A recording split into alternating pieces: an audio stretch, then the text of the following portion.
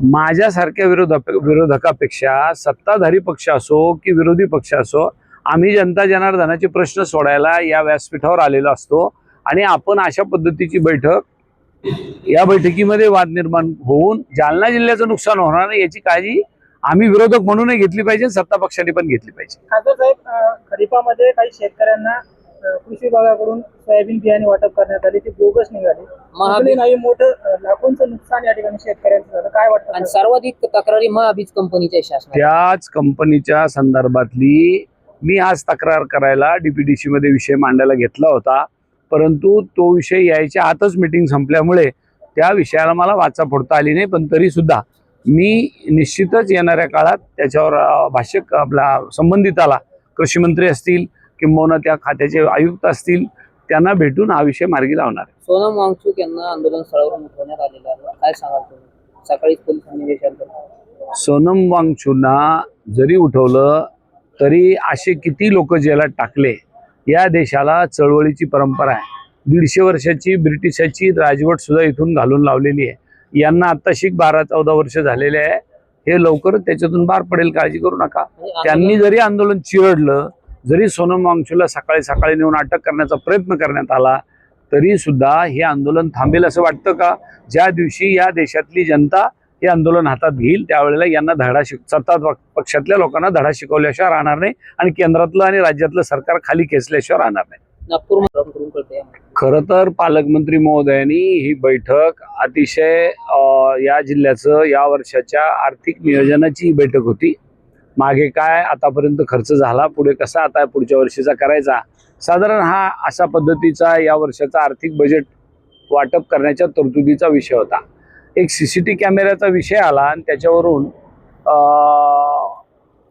की असा विषय आला की जिल्हाधिकारी महोदय त्याचं उत्तर देत होते, परंतु काही समाधान झालं नाही काही सदस्याचं.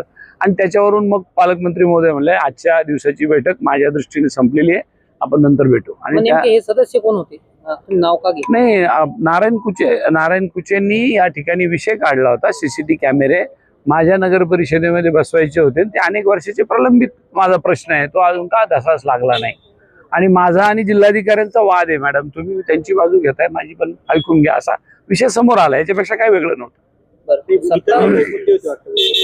इतर नाही, त्यांची जी चर्चा केलेलेच मुद्दे तुम्हाला सांगू लागलो. फक्त एकाच मुद्द्यावर निवडी वादळी ठरली का? हो,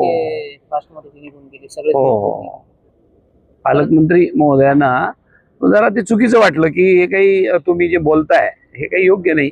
या सगळ्या संदर्भात तुमची काय भूमिका आहे? तुम्ही माझी भूमिका ही आहे की पालकमंत्री 6 महिन्यातून किंवा 4 महिन्यातून एकदा आपल्या जिल्ह्याचा नियोजनाची बैठक घ्यायला येतात.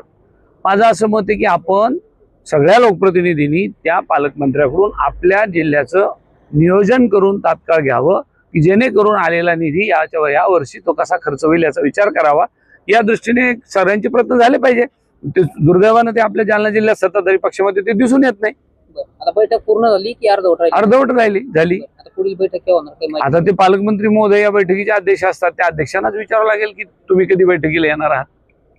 रामरक्षा आंदोलन हे उभाटाने घेतलेलं आहे आणि त्यांचा उद्देश हाच आहे की प्रभू रामचंद्राच्या मंदिरामध्ये ज्या चोऱ्या झाल्या त्या चोऱ्या करण्याच्या दृष्टीने ज्या लोकांनी चोऱ्या केल्या तिथून पैसे गाळ केले, सोनं गाळ केलं, चांदी गाळ केली, त्यांना शिक्षा झाली पाहिजे, त्यांच्यावर FIR दाखल झाली पाहिजे. हे सगळे भाजप आणि RSSचे लोक आहे.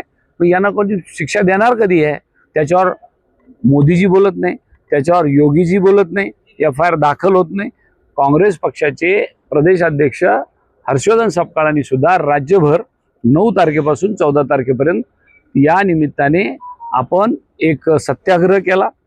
त्या सत्याग्रहाचं नाव होतं रघुपती राघव राजाराम आणि तो सत्याग्रहाचं आंदोलन आपल्या जालन्यामध्ये सुद्धा घेण्यात आलं, किंबहुना सगळ्या राज्यभरातल्या जिल्ह्यामध्ये करण्यात आलं. पण सत्ताधारी लोक असं म्हणतात की आताच विरोधकांना का राम आठवला? आम्हाला राम आठवला नाही, आमच्या मनातच राम आहे.